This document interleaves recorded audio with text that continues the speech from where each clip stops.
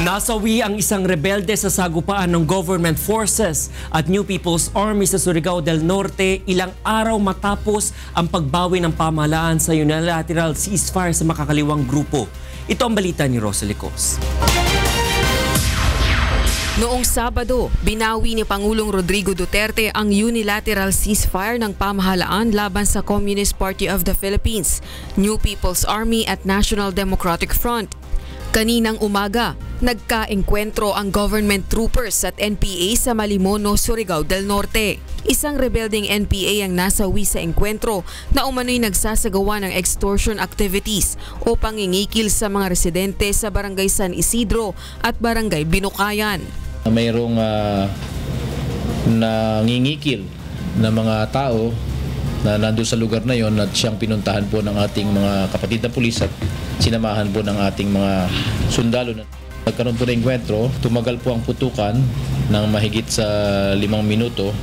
Samantala, iginiit ng Armed Forces of the Philippines na hindi sila balakid sa pagpapatuloy ng usapang pangkapayapaan ng pamahalaan at mga makakaliwang grupo.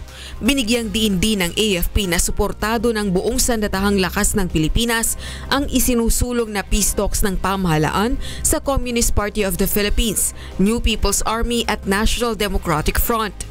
Kaya naman kahit dismayado dahil hindi agad natugunan ng leftist groups ang unilateral ceasefire ni Pangulong Duterte na dahilan upang bawiin ng Pangulo noong Sabado, patuloy pa ring sinusuportahan ng mga sundalo ang pagpapatuloy ng formal na usapang pangkapayapaan ng government at CPP-NPA-NDF Peace Negotiating Panel sa Oslo, Norway sa Agosto 20 hanggang 27.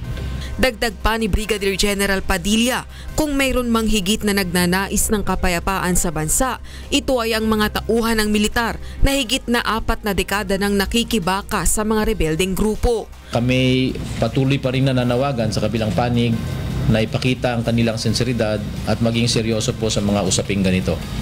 Samantala, nagsumite na ng komento at sentimiento ang AFP sa Government Peace Panel kaugnay ng mga hinihiling ng NPA bago umano magdeklara ng tigil putukan sa Agosto 20 ang simula ng formal peace talks. Katulad ng pag-pull out ng mga tauhan ng militar at pulisya sa mga kanayunan na ayon kay Brigadier General Padilla ay imposibleng magawa dahil ito ay responsibilidad nila bilang government security forces ng bansa. Rosalie Cos, UNTV News and Rescue, Camp Aguinaldo.